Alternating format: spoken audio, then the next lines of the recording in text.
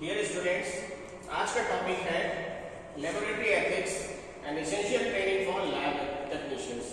Basically lab technicians के लिए क्या एसेंशियल ट्रेनिंग और क्या लेबोरेटरी एथिक्स होंगे या होने चाहिए, उसके विषय में हम लोग आज डिस्कस करेंगे। तो इसके लर्निंग ऑब्जेक्टिव्स हैं understand core ethical principles in laboratory practices, recognize ethical dilemmas in daily laboratory work, apply ethical decisions making frameworks, maintaining professional integrity and accountability, and comply with regulatory and legal requirements. Means जो भी core ethical principles है laboratory practices के, वो आदमी को, जो भी staff है, जो भी व्यक्ति है, उसको समझना चाहिए, पहली बात। दूसरा चीज, recognize ethical dilemmas in daily laboratory work। जो भी डेली लेबोरेटरी वर्क है उसमें जो भी डायलेमास है, दुविधाएं हैं, जो चीजें क्लियर नहीं है, उसको रिकॉग्नाइज करना, पहचानना और जानना।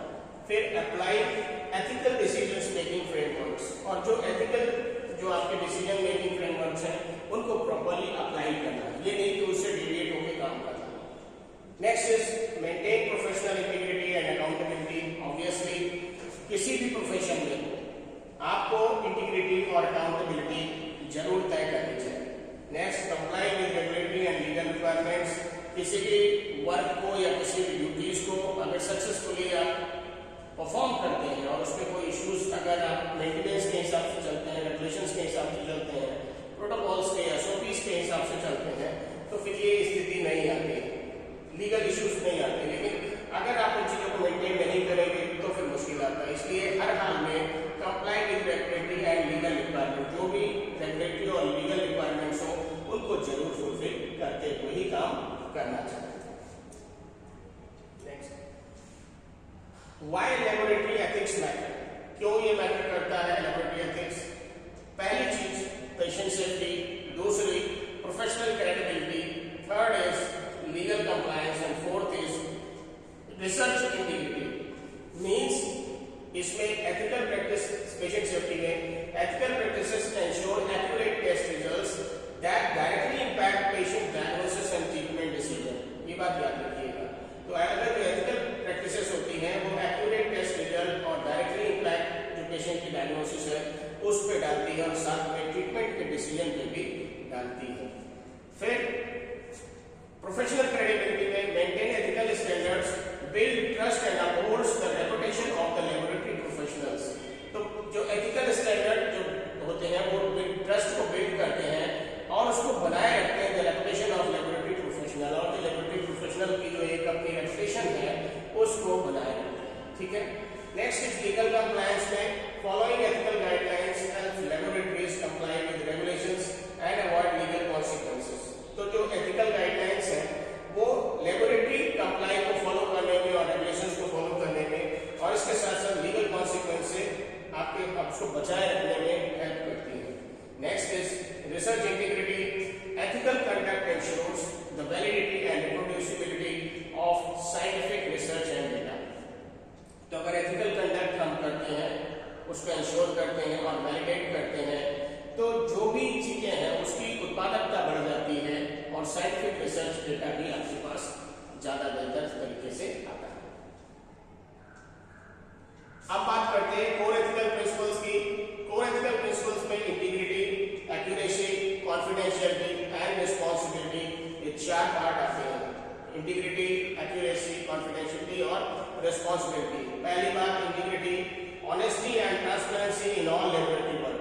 हर लेबोरेटरी वर्क में ईमानदारी और पारदर्शिता दोनों चीज बेहद जरूरी है। दूसरी चीज एक्यूरेसी में precise and reliable test results without manipulation, और जो भी आप टेस्ट करें वो एक्यूरेसी के साथ प्रेजेंट करें, उसमें कोई भी छेड़छाड़ या उसमें कोई मैनिपुलेशन ना करें।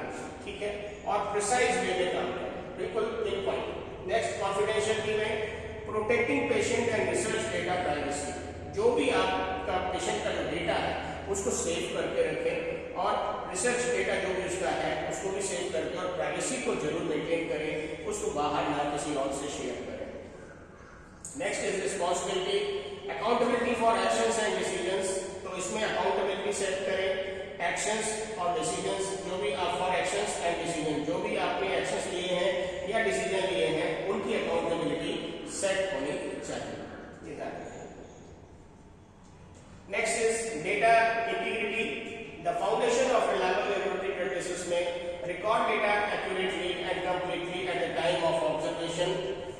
document all deviations, errors and unexpected results, maintain complete and traceable reports with dates, times and initials, and never alter or delete original data, use clear audit trails and report pressure to compromise data integrity immediately.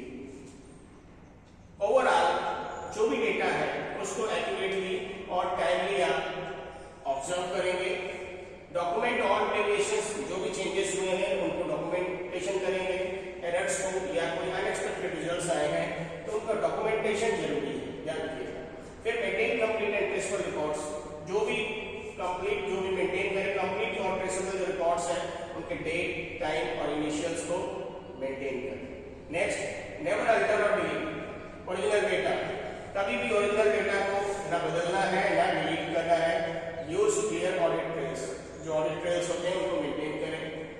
Report pressures to compromise data integrity immediately and report pressure to compromise data integrity immediately. अगर कोई आपको compromise कराता है data integrity के लिए, pressurise करता है, तो आप इमीडिएटली उसके लिए अगले स्टेप में इन्फॉर्म तुरंत करें।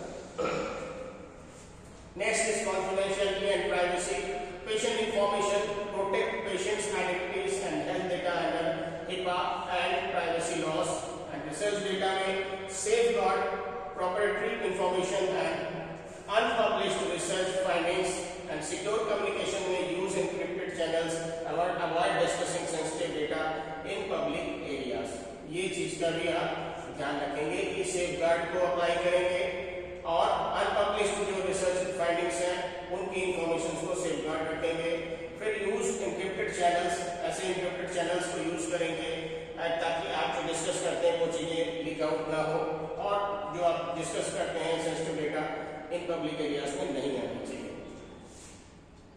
Next is conflicts of interest में situation that may compromise professional judgment. Examples of conflicts में financial interest in test suppliers और इक्विपमेंट मैन्युफैक्चरर्स, जो फाइनेंशियल इंटरेस्ट है इन टेस्ट सप्लायर्स और equipment manufacturers, personal relationship with patients और research subject, accepting gift और incentives from vendors and secondary employment that creates competing interest. तो ये conflict of interest के conflicts हैं, वो चीजें आती हैं दोनों के बीच में, चाहे सर्विस प्रोवाइडर हो, चाहे हॉस्पिटल हो, चाहे पेशेंट हो, चाहे आपकी जो टीम के लोग हो। ये सब चीजें कुछ चीजें हैं जो इन चीजों को कॉन्फ्लिक्ट करती हैं। नेक्स्ट, योर रिस्पॉन्सिबिलिटी क्या है? डिस्क्लोज एनी पोटेंशियल कॉन्फ्लिक्ट्स, जो अगर कोई पोटेंशियल कॉन्फ्लिक्ट्स हैं तो उनको डिस्क्लोज करिए, ओपन करिए। रिक्यूज योरसेल्फ व्हेन नेसेसरी, अगर कोई जरूरत है तो आप अपनी चीजें रखिए। नेक्स्ट, फॉलो इंस्टीट्यूशनल पॉलिसीज, और इंस्टीट्यूशनल पॉलिसीज को फॉलो करें। Prioritise professional integrity over personal gain, अपनी प्रोफेशनल इंटीग्रिटी को पर्सनल गेन से हमेशा ऊपर रखें, ठीक है। कभी भी ये नहीं कि पर्सनल बेनिफिट के लिए आप किसी भी चीज के साथ जो है वो समझौता करें। नेक्स्ट इज प्रोफेशनल बाउंड्रीज में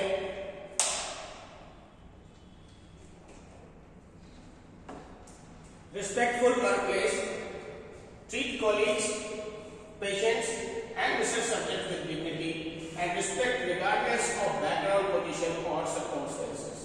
तो आपके जो colleagues हैं, patient हैं या जो research subject हैं, उनकी dignity को हम maintain करेंगे और respect करेंगे regardless of background, भले ही उनका background क्या हो, उनकी position क्या हो या उनकी परिस्थिति क्या हो। इन चीजों के आधार पर हम किसी के साथ कोई दुर्व्यवहार या गलत व्यवहार या उनके साथ कोई ऐसा बिहेव नहीं करेंगे। Avoid inappropriate relationship, maintain professional distance with patients and research participants. Romantic और overly personal relationship can compromise objectively. Maintain professional distance with patients and research participants, this is the core line, understand this. आपको अपना professional distance बना के रखना है patient से भी और रिसर्च जो पार्टिसिपेंट्स हैं उनसे, और इसके साथ साथ रोमांटिक और overly personal relationship can compromise. आपका कोई रोमांटिक या फिर इस तरीके का उसके साथ लगाव से संबंधित कोई अगर रिलेशनशिप है तो वो आपके ऑब्जेक्टिव्स को कॉम्प्रोमाइज कर सकता है। नेक्स्ट, प्रोफेशनल कम्युनिकेशन में use appropriate language and channels. Appropriate language use करेंगे जो हमेशा एक रिस्पेक्टफुल लैंग्वेज प्रॉपर चैनल्स का यूज करेंगे, अवॉइड गॉसिप्स, ऐसा ना हो हॉस्पिटल में या जो इंस्टीट्यूशन है या आपकी जो लैब्स है उसमें गॉसिप करें, डिस्क्रिमिनेटरी कमेंट्स नहीं करें, दूसरे को किसी को इस तरीके का ना करें जिससे उनके ऊपर कोई प्रभाव पड़े, और शेयरिंग सेंसिटिव इंफॉर्मेशन कैजुअली, और अपनी जो सेंसिटिव इंफॉर्मेशन हैं उनको कैजुअली शेयर ना करें। नेक्स्ट है एथिकल डिसीजन मेकिंग में when faced with an ethical dilemma, जब आप एथिकल डायलेमा फेस करते हैं तो कैसे आइडेंटिफाई, पहला काम है recognise the ethical issue, number 2 gather collect relevant facts, number 3 consider identify the stakeholders, number 4 evaluate, assess ethical options, 5th is decide, choose ethical actions, 6th is act, that is implement decision, and 7th is reflect, review outcome। मोटा मोटा अगर इसको समझाएं तो कोई चीज अगर ऐसा है जहां पे एथिकल डायलेमा है तो पहले उसको आइडेंटिफाई कर लें, फिर उन चीजों को रेलेवेंट फैक्ट्स को इकट्ठा करें, फिर उसके ऊपर कंसीडर करें, फिर उसको प्रॉपर्ली इवैल्यूएट करें एथिकल ऑप्शंस के ऊपर, फिर डिसाइड करें चूज एथिकल एक्शन क्या होना चाहिए, फिर उस पर एक्ट करिए ताकि इंप्लीमेंट करें हम डिसीजन को, एंड देन रिफ्लेक्ट मींस जो आपने किया वो आगे दिखना चाहिए, रिव्यू आउटकम। ठीक है, next is quality control ethics में run all required quality control samples per protocols, जो भी आपके पास रिक्वायर्ड क्वालिटी कंट्रोल सैंपल्स हैं उनको फॉलो करें, नेवर स्किप और falsify quality control results to save time और मीट डेडलाइंस, कभी भी कोई भी जो क्वालिटी कंट्रोल रिजल्ट्स हैं उनको स्किप नहीं करना है। ठीक है, ये ध्यान रखिएगा।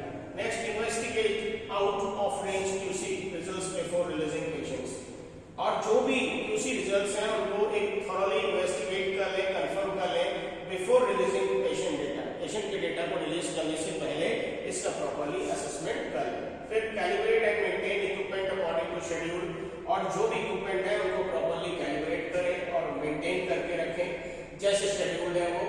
Next, document all QC activities completely and accurately, और जो भी क्वालिटी कंट्रोल एक्टिविटीज हैं उनको प्रॉपर्ली डॉक्यूमेंट करें और accurately, nothing should be false। okay, next is report the equipment malfunctions or quality issues immediately, अगर कोई malfunctions आ रहा है इक्विपमेंट में या उसका कोई क्वालिटी इशू आ रहा है तो इमीडिएटली रिपोर्ट करें। ठीक है, next is common ethical violations. Violation क्या है? Recognise and avoid these serious breaches, जो आप कोई चीज का उल्लंघन करते हैं क्या हो सकते हैं। First is data fabrications, data falsification, plagiarism and selective reporting, protocol violations and mispresentation। सबसे पहले समझिए data फैब्रिकेशंस,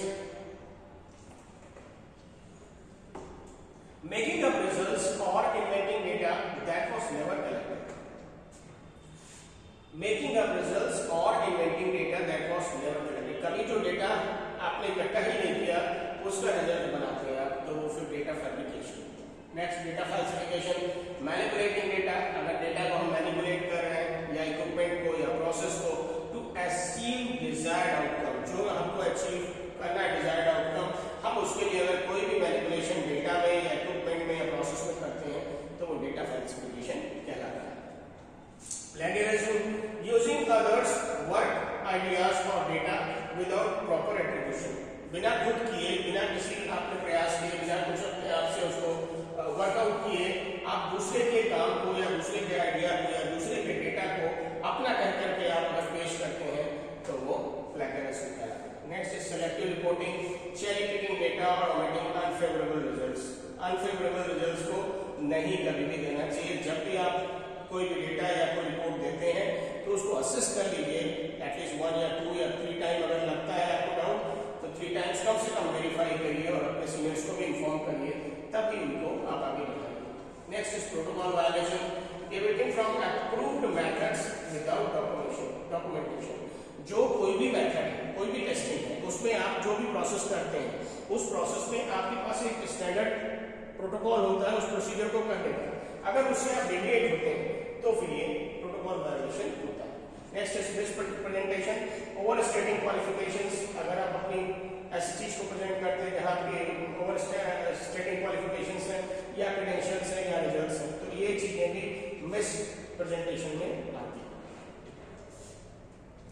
next is reporting ethical concerns. When to report, कब रिपोर्ट करना है?